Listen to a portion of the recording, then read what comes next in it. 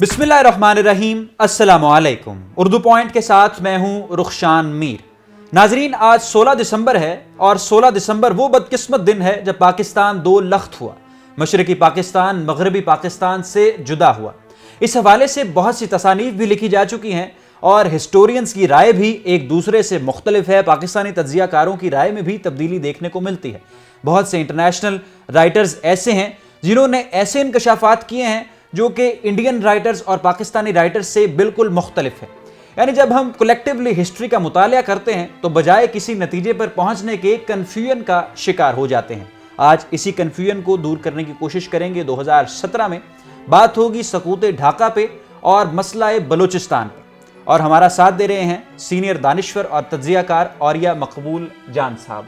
बहुत शुक्रिया सर, आपने अपना कीमती वक्त दिया। मैं अपने सवाल की थोड़ी सी डिटेलिंग करता चलूँ नाजरीन के लिए। 1948 में जब कायद-ए-आज़म मोहम्मद अली जिन्ना बानी पाकिस्तान बांग्लादेश में स्टेट बैंक का इफ्तिताह करने गए तो उन्होंने वहां पर कहा कि बंगाली पाकिस्तान की किसी सूरत कौमी जुबान नहीं होगी, उर्दू कौमी जुबान होगी। बगैर ये भी बात सच है कि अक्सरियत में बंगाली थे मशरकी पाकिस्तान में, और हमने देखा कि उसके बाद बहुत सी तंजीमों ने जन्म लिया अपने हुकूक के लिए। शेख मुजीबुर रहमान भी एक स्टूडेंट लीडर के तौर पर सामने आए जो बानी बांग्लादेश के तौर पर तस्लीम किए जाते हैं। हम यहाँ पर सकूत ढाका मनाते हैं और वहाँ पर आज़ादी बंगाल सेलिब्रेट की जाती है। तो मेरा सवाल आपसे ये है, जो हिस्ट्री के तालिब इल्म है और जो देखने वाले पाकिस्तानी हैं वो ये जानना चाहते हैं कि पाकिस्तान टूटने में सबसे बड़ा किरदार आखिर किसका है? शुरू से ही 1947-48 से ही बंगालियों के साथ कुछ फ़र्क आ गया, या इसकी वजह जनरल अयूब खान, जनरल याह्या खान, इनके मार्शल लॉज थे। पहला मार्शल लॉ 58 में आया, फिर जनरल याह्या खान ने 1970 में जनरल इलेक्शंस करवाए। तो मार्शल लॉज में कुछ फ़र्क आ गया, कुछ नफ़रतें पैदा हो गई, या फिर जो 1970 के इंतखाबात थे इसमें जुल्फ़िकार अली भुट्टो पाकिस्तान पीपल्स पार्टी और शेख मुजीबुर रहमान वहाँ से कंटेस्ट कर रहे थे। अक्सरियत में वोट उन्होंने हासिल किए, मगर जुल्फ़िकार अली भुट्टो ने तुम यहाँ हम यहाँ तुम वहाँ का नारा लगाकर इस तफरके को जन्म दिया। तो सबसे बड़ी वजह, और ये मकबूल जान साहब, किसकी है? शुरू से ही हमारे मामलात ख़राब थे, जुल्फ़िकार अली भुट्टो इक़्तिदार चाहते थे, या फिर उस वक्त के मार्शल लॉ? आपके मुताबिक पाकिस्तान टूटने की और बंगालियों में और हम में इतना गैप और नफ़रत पैदा होने की बुनियादी वजह क्या है? हम सकूत ढाका मनाते हैं और वो आज़ादी बंगाल मनाते हैं। पहली बात तो यह है कि आपने कायद-ए-आज़म का जो फ़िक्रा है वही गलत बोला है। अच्छा, कायद-ए-आज़म ने कहा था our national language will be Urdu and Urdu alone. उनका फ़िक्रा है। दुनिया में कोई ऐसा मुल्क ऐसा नहीं है। तो इसका यही मतलब हो गया ना? मैं सुनिए, कोई ऐसा मुल्क एक भी मुझे बता दें कि जिसकी नेशनल लैंग्वेज और लोकल लैंग्वेज के दरमियान फ़र्क ना हो। तो ये एक बड़ा अजीब किस्म का फसाड बनाया गया था, और वो कायद-ए-आज़म की एक तकरीर को एक ज़ुबान की कैफियत के अंदर लाने की कोशिश की थी। किसी ने किसी बंगाली लैंग्वेज को रोकने की कोशिश नहीं, कभी भी। एक तो बोल तो कायद-ए-आज़म की ज़िंदगी ही 1 साल की गुजरी थी, और उसके अंदर आप कहते हैं कि उस ज़माने लैंग्वेज राइट्स कब हुए हैं?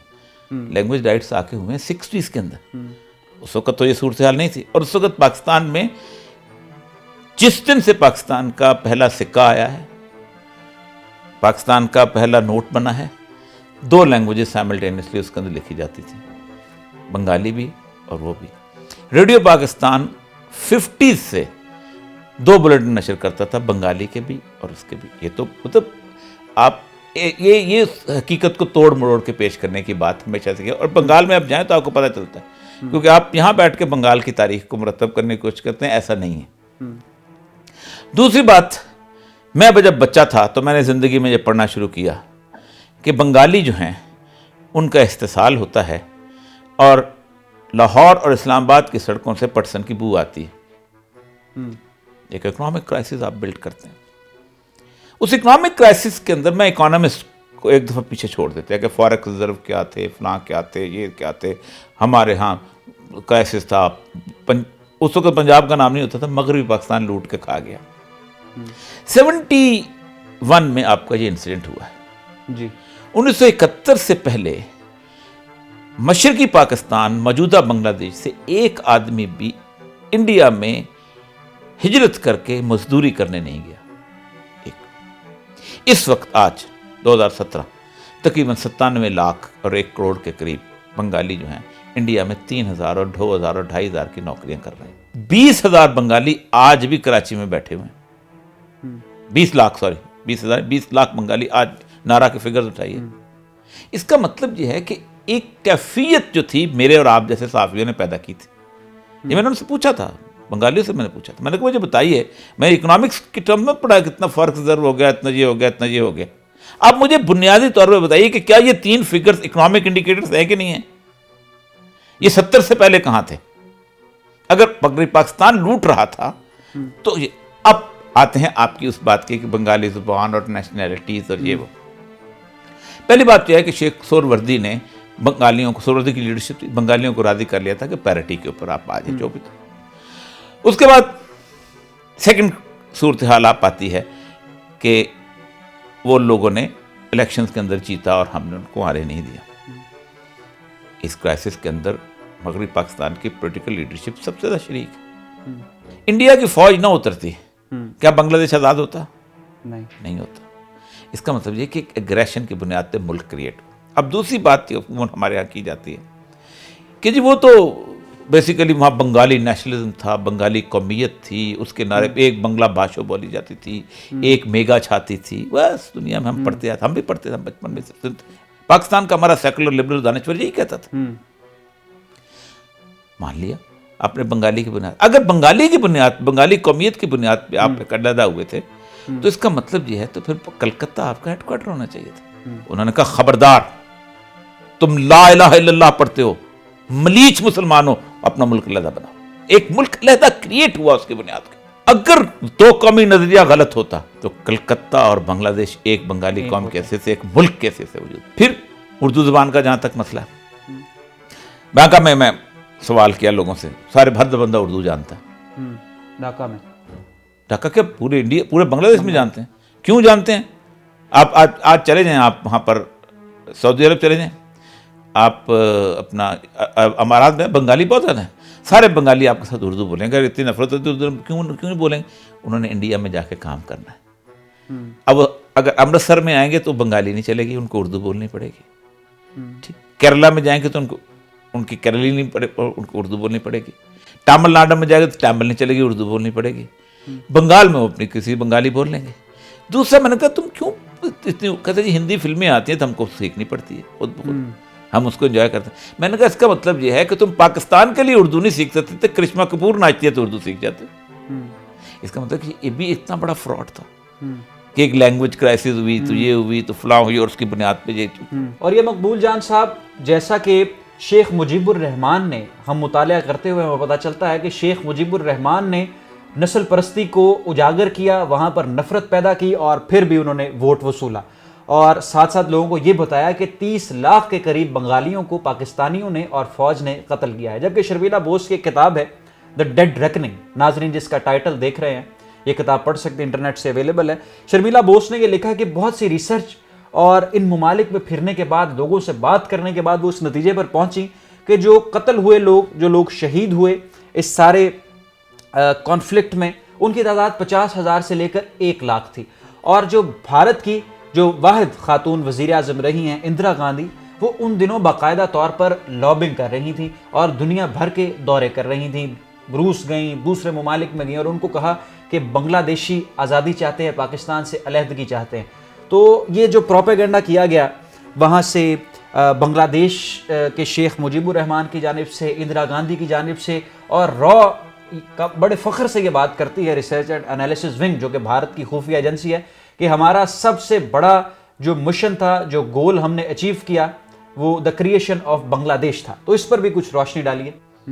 جس ملک کے اندر مجیب الرحمان کا بنگلہ بندو اتنا بڑا لیڈر جو ہے وہ اپنی پوری فیملی سمیت مارا جائے اور 3 دن تک اس کی لاش کو کوئی نہ اٹھائے، اور اس کے بعد کم سے کم 4 حکومتیں جو ہیں وہ بنگلہ دیش کے مجیب الرحمان کی پارٹی کے خلاف آئیں، جس میں خالدہ ضیاء کی گورنمنٹ تھی، باقی گورنمنٹ تو کے 3 دفعہ آئیں، اور پھر اب جب انڈین سپورٹس کے ساتھ دوبارہ پھر حسینہ واجد آئے، اس ملک کو آپ کیسے کہہ سکتے ہیں کہ وہ پاکستان کے ساتھ دشمنی رکھتے؟ ایک میچ ہوا تھا، پاکستان نے وہاں جیتا تھا میچ.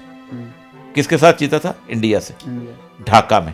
یہ بات ہے میں 89 کی 70 بیل ذبح کیے تھے بنگالیوں نے اسٹیڈیم کے باہر پاکستان کی خوشی سیلیبریٹ کرنے کے لیے, اور جلوس نکالا تھا پاکستان کی ٹیم کا اس سرزمین پر, جس کا مطلب یہ ہے کہ نفرت کہیں اور, نفرت میں آپ پیدا کرتے ہیں, ہم صحافی پیدا کرتے ہیں, اور ہم بہت ظالم ہیں اس معاملے کے اندر, کیونکہ ہمیں نظر آتا ہے کہ ایک فرکشن پیدا کرنے سے ہمارے بزنس بنتا ہے. وہی ہوتا تھا اس پاکستان کے اندر, یہی لکھا جاتا تھا کہ بنگالی, خرابیاں بھی ہیں, کس جگہ نہیں ہوتی, کس معاشرے کے اندر نہیں ہوتی. میں آپ کو ساؤتھ کوریا کی مثال دیتا ہوں. ساؤتھ کوریا وہ ملک ہے کہ جس ملک کے اندر $120 بلین ان کے اوپر قرضہ ہے. ان کے یہاں 4 صوبے ایسے ہیں کہ جن کی نفرت کی انتہا ہے آپس کے اندر. ساؤتھ کوریا دنیا کی بہترین اکانومی ہے, کیونکہ میرے جیسا اور آپ جیسا نفرت پھیلانے والا کوئی بیٹھا نہیں. اچھا, میڈیا نے نفرت پھیلائی ہے, دانشور.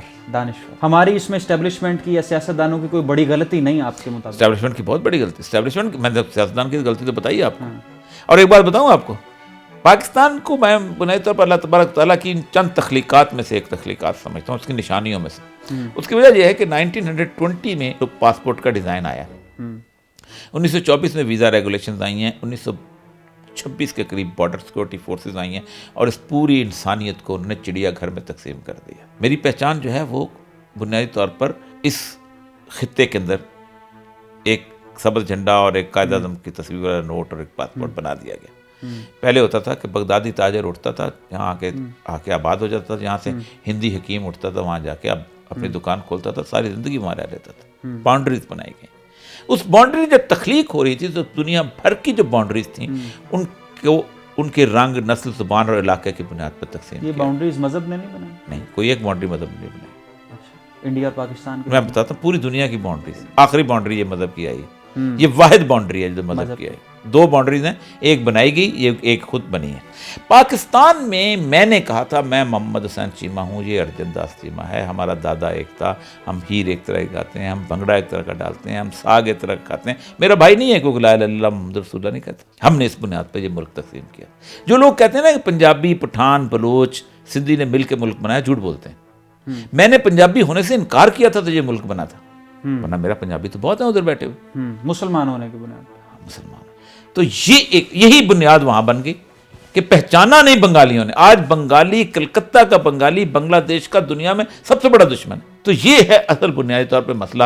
اس لیے میں سمجھتا ہوں کہ اللہ کی ایک نشانی تھی پاکستان. آپ نے ایگریشن کی بات کی کہ مسلمانوں میں ایگریشن پیدا کی گئی. اب ہم دیکھتے ہیں اب موجودہ جو صورتحال ہے, اب بھی ایگریشن پیدا کی جا رہی ہے, جس کا منہ بولتا ثبوت کبھی لندن میں بسز پر فری بلوچستان کے اشتہار ہیں, تو کبھی سوئٹزرلینڈ میں, اور باقاعدہ طور پر وہاں پر کچھ آرگنائزیشنز, تنظیمیں اس طرح کی چل رہی ہیں. Balochistan liberation army, Balochistan liberation front کب سے سرگرم ہے.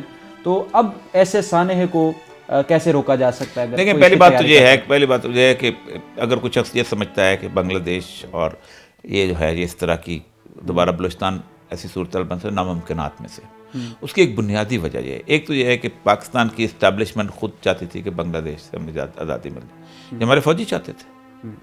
عزت شاہ لکھتا ہے نا کہ ہم 4-4 فٹ کے بنگالی جو ہیں اتنے ذہین ہوتے ہیں, ہم نے ان سے نجات لینا. ایوب خان کہتا ہوتا تھا ہماری فوج چاہتی تھی, ہماری سول سروس بیوروکریسی چاہتی تھی. کیونکہ برصغیر پاک و ہند کو 3 چیزیں انگریز نے تحفے میں دی ہیں, ایک سیکولر بیوروکریسی, ایک سیکولر فوج, اور ایک سیکولر پولیٹیکل لیڈرشپ. انگریز کے غلام یہ وہ لوگ تھے کہ جو سیکولرزم سے باہر نکل نہیں سکتے تھے.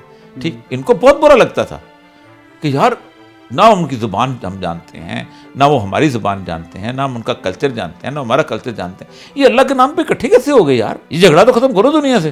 تو انہوں نے مل کے کیا, فوج نے بھی, بیوروکریسی نے بھی, اور سیاستدانوں نے. یہاں مسئلہ اور ہے, زمین کا معاملہ اور ہے. پہلی بات تو یہ ہے, اطالعہ مینگل نے ایک بڑی خوبصورت بات کی تھی. اس نے کہا آزادی لینا بڑا آسان ہے, آزادی کو سنبھالے گا کون؟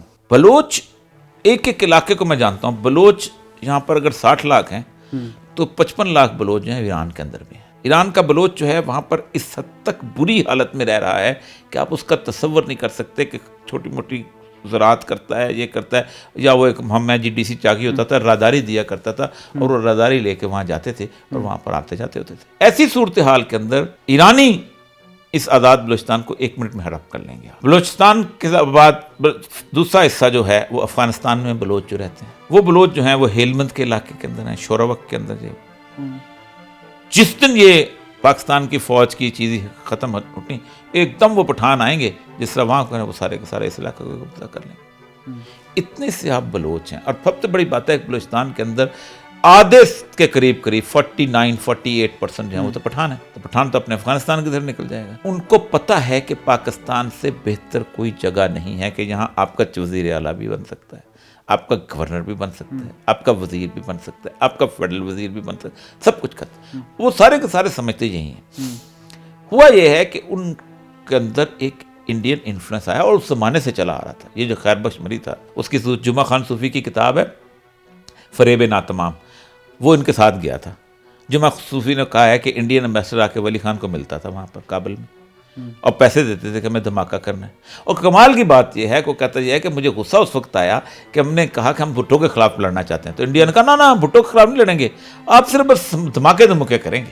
تو ایک تو وہاں پر اس طرح ہماری ٹریٹمنٹ ٹھیک رہی ہے بلوچیوں کے ساتھ؟ نہیں، بالکل ٹھیک. مشرف دور میں بھی ٹھیک نہیں، بھٹو دور میں بھی ٹھیک نہیں رہی، اس سے پہلے بھی ٹھیک نہیں رہی. ہم نے بلوچستان کو ایسے صوبہ ٹریٹ نہیں کیا. خرابیاں تو ہمارے اندر ہیں، میں کب کہتا ہوں کہ نہیں ہیں، لیکن اگر آپ یہ کہیں کہ اس خرابی کی بنیاد پہ سب سے بہترین پیریڈ جو ہے وہ جنرل رحیم الدین کا پیریڈ تھا. کسی بھی بلوچ سے پوچھ لیں. اب موجودہ کیا صورتحال ہے؟ موجودہ صورتحال میں اب تو دیکھیں، پہلی بات یہ ہے کہ ایک انسرجنسی کی تھکن ہوتی ہے، وہ بلوچ میں آ گئی ہے. اب وہ زمانہ نہیں رہ گیا، اب لڑا نہیں جا سکتا. بلوچستان کی ٹرین ہے، ان سے بھی نہیں لڑا جا رہا، ان سے بھی نہیں لڑا جا پا رہا. کہ آپ اسٹیٹ کی ریٹ دیکھیں نا، بری سے بری ریاست تھی نا افغانستان کی نجیب اللہ کی. نجیب اللہ نے خود سٹیپ ڈاؤن کیا تھا، ورنہ قائم رہی تھی. کیونکہ اسٹیٹ کا ایک بڑا عجیب پیرافرنیلیا ہوتا ہے. یہ لوگ کہتے ہیں نا کہ ہم نے جمہوریت حاصل کی ہے، فلاں کی ہے، جیسے یا خان الیکشن نہ کراتا آپ الیکشن کروا سکتے تھے. جمہوریت نافذ کرنے کے لیے بھی ایک آمریت چاہیے ہوتی ہے. کسی بھی نظام کو نفاذ کے لیے آمریت ضروری. آپ پاک دنیا میں کیسے جمہوریت نافذ ہوتی ہے؟ آپ افغانستان پہ حملہ کرتے ہو، 10 لاکھ بندہ مارتے ہو، اپنی مرضی کا کانسٹیٹیوشن ڈرافٹ کرتے ہو، اپنی مرضی کا الیکشن کرتے ہو. انسان کے بچوں اس طرح زندہ رہو ورنہ مار دیں گے. یہ جو کمیونسٹ تھے، انہوں نے کبھی جمہوریت کا نام نہیں لیا. انہوں نے کہا تھا ہم تو جمہوریت کو لعنت سمجھتے ہیں. انہوں نے جدوجہد کی، رشیا میں نظام نافذ، آدھی دنیا میں انہوں نے جمہوریت کے بغیر چلائی. ہم اب یہ آزادی پسند تحریکیں بلوچستان سے کیسے وائنڈ اپ کریں، کیسے ختم کریں؟ آٹومیٹک خود ڈائی ڈاؤن ہو جاتی ہیں. ایک کو تو میں مستونگ میں ڈی سی تھا، تو ایک عبدالنبی بنگلزئی تھا، تو وہ پہاڑ پہ بیٹھا ہوا تھا. ابھی پھر دوبارہ بوڑھا 90 سال کا ہو گیا ہوا. تو جس وقت یہ سارے پہاڑ سے اترے ہیں، جب ضیاء الحق نے جب سب عام معافی کا اعلان کیا ہے 1977 میں 6 جولائی کو، تو 15 دن کے اندر سارے بلوچ جو تھے پہاڑوں سے نکل آئے تھے. اور سیٹلمنٹ گرانٹ ہوتی تھی اسی میجر سے، جس کو بندوق چلاتے اسی میجر سے جا کے 200 روپے سیٹلمنٹ گرانٹ بھی لیتے تھے. پھر زکوٰۃ آتی، زکوٰۃ کے پیسے بھی لیتے تھے. ٹھیک. تو عبدالنبی بنگلزئی نہیں اترتا تھا. تو ایک دن میں کچھ لوگوں کو لے کے گیا، عبد خالق لانگو ہوتے تھے، ایک اور ہمارے تھے محمد شہید، ان کو لے کے گیا. اس نے کہا میں بوڑھا آدمی ہوں، میں پہاڑ پہ بلوچ آدمی ہوں، چڑھ گیا ہوں، اب واپس نہیں آتا ہوں. آپ لوگ چلو، میں ادھر ہی اپنے بکرے میں نے رکھے ہوئے، میں پالتا ہوں، ان کی سبزی بناتا ہوں، کھاتا ہوں، ختم. تو وہ ان کی ایک ہے کہ بس بیٹھ کے دیکھیں نا. پہلی بات تو یہ ہے کہ 2 چیزیں ہوتی ہیں بلوچوں کے ساتھ. جنگ اس لیے ذرا سی مشکل ہے کہ بلوچ خود کہتے ہیں کہ خانہ بدوش سے مت لڑو، کیونکہ اس کا گھر کوئی نہیں ہوتا. آج آپ کو مارا ہے، لڑ کے آگے چلا گیا. تو خانہ بدوش لیول پہ تو ٹھیک ہے، لیکن جہاں سیٹلمنٹ بن گئی ہیں وہاں مسئلہ ہے، وہاں نہیں ہے. اور بلوچستان میں بڑی گڈمٹ کی صورتحال یہ ہو گئی ہے کہ کچھ طالبان کا انفلوئنس آ گیا ہے، جو ٹی ٹی پی والا جو ہے وہ پشتون علاقے میں ہے، بلوچ علاقے میں. اور گوادر کے لوگ جو ہیں بیسیکلی ایسے ہیں. انڈین انفلوئنس بھی ہے وہاں پہ. انڈین انفلوئنس تو بہت، میں نے بتایا بہت عرصے سے ہے، بہت عرصے سے. اور یہ مقبول جان صاحب، بہت شکریہ. مسئلہ بلوچستان پر اور سکوت ڈھاکہ پر آپ نے بہت اچھی اور سود مند گفتگو کی.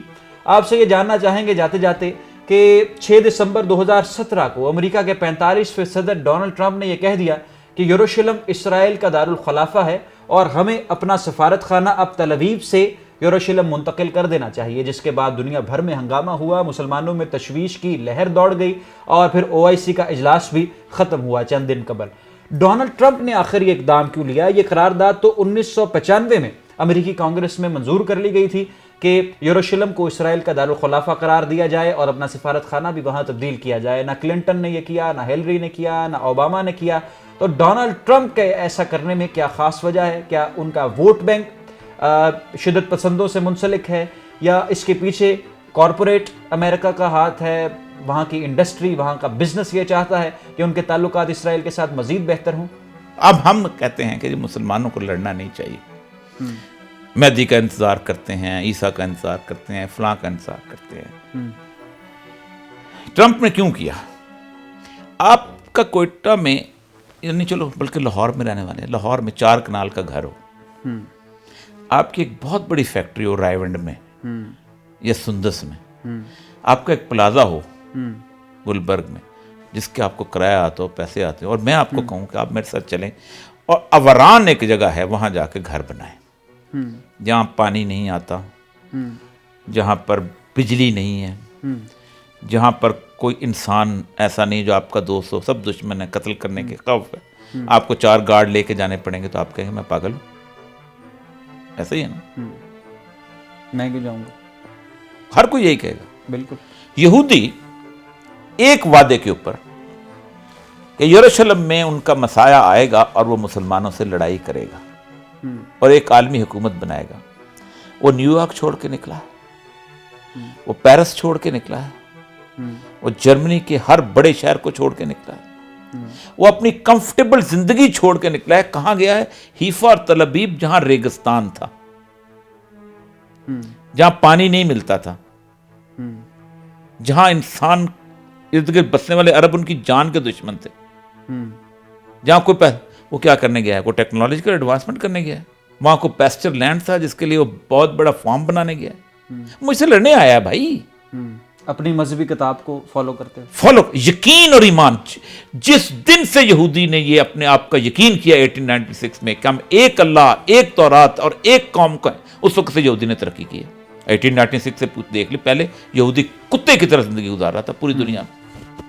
جس دن انہوں نے پروٹوکولز لکھے ہیں، اس دن سے ان کے دنیا میں بڑھتا جا رہا ہے، انفلوئنس کا دنیا کے رول کر رہے ہیں وہ لوگ۔ اس وقت اسرائیل جو ہے دنیا کا سب سے بڑا اسلحہ بیچنے والا ملک بن چکا ہے، $6.5 بلین کا اسلحہ بیچتا ہے۔ 85% ڈرونز اسرائیل سے نکلتے ہیں، پروڈیوس ہوتے ہیں، دنیا کو بیچتا ہے۔ دے گورن۔ تو ٹرمپ سے انہوں نے فیصلہ اس لیے کروایا کہ ناؤ دے ہیو ریئلائزڈ، ان کی مذہبی کتاب یہ کہتی ہے کہ عالمی حکومت کا ہیڈ کوارٹر یروشلم ہوگا، جو وہ بنائیں گے۔ ایک تو وہ کہتے ہیں، ٹھیک۔ دوسرا عیسائی کہتے ہیں کہ حضرت عیسیٰ اس وقت آئیں گے کہ جب ہیکل سلیمانی بن جائے گا۔ اب وہ کہتے ہیں یار یہودی جلدی جلدی ہیکل بنائیں تاکہ حضرت عیسیٰ آئے، ہم ان کو دیکھیں۔ دونوں اپنے مذہبی مفاد کو دیکھتے ہیں، مذہبی مفاد کو۔ اور کس لیے گیا ہے اسرائیل میں، کس لیے گیا ہے؟ کوئی شک نہیں۔ اور کھڑے ہو کے لوگ کہتے ہیں کہ نہیں جی ہم تو عالمی امن۔ او بھائی تمہیں وہ چمن چاہتا ہی نہیں، وہ امن چاہنے کے لیے آیا ہی نہیں ہے وہ۔ اچھا، کرنٹ افیئرز پہ بھی تھوڑا سا انالیسس کیجیے۔ پاکستان کے چند دن قبل اسپیکر قومی اسمبلی ایاز صادق صاحب نے منیز جہانگیر صاحبہ کو ایک انٹرویو دیا، اور انٹرویو میں کہا کہ کچھ ایسا ہو رہا ہے جو نہ 1992 میں ہوا نہ 2008 میں ہوا، اور ان کو خطرہ ہے کہ یہ پارلیمنٹ اپنی مدت پوری نہیں کرے گی۔ اور یہ صاحب، آپ کو کیا لگتا ہے، یہ پارلیمنٹ واقعی خطرے میں ہے، یا آپ بھی ان لوگوں کے حامی ہیں جو یہ سمجھتے ہیں کہ یہ جان بوجھ کر آپ جو نواز حکومت ہے وہ یہ چاہتی ہے کہ ان کی حکومت کو ختم کر دیا جائے، برطرف کر دیا جائے، اور جو الزامات ان پر ہیں وہ شاید اسی بہانے دھل جائیں؟ تو آپ کے نزدیک یہ سازش ہے، یہ جان بوجھ کر رہے ہیں، اور کیا پارلیمنٹ اپنی مدت پوری کرے گی؟ دیکھیں، نون لیگ جو ہے نا، اس کا بہت بڑا المیہ اس وقت یہ ہے کہ اگلا الیکشن میں نون لیگ کے پاس وزیر اعظم کا کینڈیڈیٹ کوئی نہیں ہے۔ آپ سیاست کرتے ہیں تو دم درود کے لیے نہیں کرتے، اب نسخے بنانے کے لیے، آپ خود حکومت میں ہونے کے لیے کرتے ہیں۔ نواز شریف صاحب اب پرائم منسٹر کا کینڈیڈیٹ نہیں ہے، شہباز شریف کے بارے میں کوئی شور نہیں کہ کل حدیبیہ کا کیا مستقبل ہے، پرائم منسٹر کینڈیڈیٹ۔ مریم کے اوپر سب سے بڑی تلوار لٹکی ہوئی ہے، کہ اس لیے کہ جو عدالت نے لکھ دیا کہ فارجڈ اینڈ فیبریکیٹڈ ڈاکومنٹ پیش کیے ہیں، اس پہ اس کو کسی وقت بھی سزا ہو سکتی ہے۔ یعنی اب بندہ ہی کوئی نہیں پاس، عمران خان کے بارے میں کینڈیڈیٹ لانا پڑے گا نا آپ کو۔ اس لیے نون لیگ کے اندر ایک بڑی عجیب و غریب قسم کی افراتفری ہے۔ نون لیگ میں 3 بنیادی، فیملی سے باہر نہیں لے کے آ سکتے جی، فیملی کے بعد آپ کنسنسس کرو گے کیا ہوگا نا، کسی ایک پہ آپ رکو گے تب ہے نا۔ 3 ضلع ایسے ہیں جن کے ایم پی کا گزارا نہیں ہے نون لیگ کے بغیر، لاہور، فیصل آباد اور گوجرانوالا۔ بالکل۔ اس کے علاوہ جتنے بھی لوگ ہیں وہ اپنی جسے کہتے ہیں زور بازو پہ جیتنے والے ہیں۔ صرف ڈونڈلنگ ووٹ ہوتے ہیں 15-20 ہزار جو ہیں جو پڑ جاتے ہیں تو آپ اور بہتر فضا میں آ جاتے ہیں پھر پارٹی میں. وہ کہتے ہیں اس سے پہلے کہ کوئی اور مسئلہ بنے ہم اپنی اسی پارٹی میں شامل ہوں, کیونکہ اگر پہلے ہمارا مخالف شامل ہو گیا تحریک انصاف میں تو وہ تو مجھے نہیں آنے دے گا. مطلب گوندل جو ہے وہ چلے گئے ہیں تحریک انصاف میں منڈی بہادین سے, اب ممتاز تاڑڑ تو سیٹ نہیں لے سکتا وہاں سے ٹکٹ. اب ان کے اندر ایک ہلچل ہے, وہ پرندے جو ہیں انہوں نے اپنے پر پھیلا دیے ہیں اور درخت کے ارد گرد روڑے ہیں کہ کب یہاں سے نکل جائیں.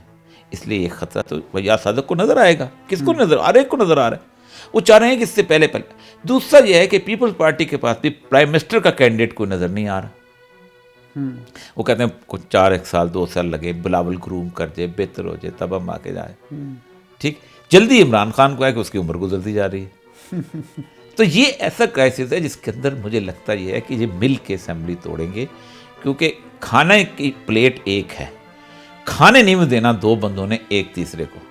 تو بہتر یہی ہوتا ہے کہ پلیٹ توڑی جائے, تو پلیٹ تو اسمبلی, تو اسمبلی ٹوٹے گی, اس میں 2 کرائسس بنیں گے. نمبر 1 کرائسس یہ بنے گا کہ انٹرم گورنمنٹ نہیں آ سکتی. انٹرم گورنمنٹ کے لیے آپ کو لیڈر آف دا ہاؤس اور لیڈر آف دا اپوزیشن چاہیے, اور جب اسمبلی ٹوٹی تو لیڈر آف اپوزیشن ختم ہوتا ہے. کسی وقت بھی کوئی پیپل پارٹی بھی توڑ سکتی ہے اس کو, پیپل پارٹی استعفیٰ دے دے, اس طریقے سے صاحب نے ویسے دے دینا ہے, لیڈر آف دا اپوزیشن ختم ہو جائے گا. پچھلے سال جب 2013 میں الیکشن ہوئے تھے تو ایک کنسنسس نہیں ہو سکا تھا پرائم منسٹر کے لیے, وہ الیکشن کمیشن نے جسٹس کھوسا کو بنایا تھا. کرائسس بنے گا, ویکیوم ہوگا, ویکیوم میں لے آپ جاتے ہیں سپریم کورٹ کے پاس. ٹھیک ہے, اگلا کرائسس آئے گا کہ جی الیکشن جلدی نہیں ہو سکتے کیونکہ حد بندیاں آئیں, پھر جائیں گے سپریم کورٹ. تو چاہتے ہیں 2-2.5 سال 3 سال لگ جائیں, لوگ بھول جائیں, کوئی پاناما بھول جائے, کوئی زرداری بھول جائے, کوئی یہ بھول جائے, کچھ یہ ہو جائے. چوتھی جو دور دراز کی کوڑی جلاتے ہیں کہ فوج آ جائے, کرائسس بنے, فوج آ جائے. اب فوج نہ بھی آئے تو ہم گالی تو فوج کو دے سکتے ہیں نا. انہوں نے وہ جو فون کرتے ہیں, وہ جو فلاں کرتے ہیں, وہ کرتے ہیں, وہ کرتے ہیں, تب ہم ہمارے لوگ چھوڑیں. تو ایک ہوا بنانے کی کوشش کی جائے تاکہ ہم پھر دوبارہ مظلوم کروا رہے ہیں اسلام آباد میں, ہاں جو بھی مظلوم بن جائیں. پالیٹکس کی ایک بڑی گندی سی شیپ آ گئی پاکستان کے اندر, اور مجھے لگتا یہ ہے کہ یہ سارا سسٹم لپیٹا ہی نہ جائے. بہت شکریہ. اور یہ مقبول جان صاحب, آپ نے اپنا قیمتی وقت ہمیں دیا, اور یہ جو گفتگو آپ کے ساتھ ہوئی سقوط ڈھاکہ پر, بلوچستان کے مسئلے پر اور کچھ کرنٹ افیئرس پر, یہ یقیناً ناظرین کے لیے انتہائی سود مند ثابت ہوگی. بہت شکریہ. آپ کو پروگرام پسند آیا تو اسے شیئر کیجئے, وزٹ کرتے رہیے ہماری ویب سائٹ www.urdupoint.com. رخشان میر کو دیجیے اجازت. اللہ حافظ.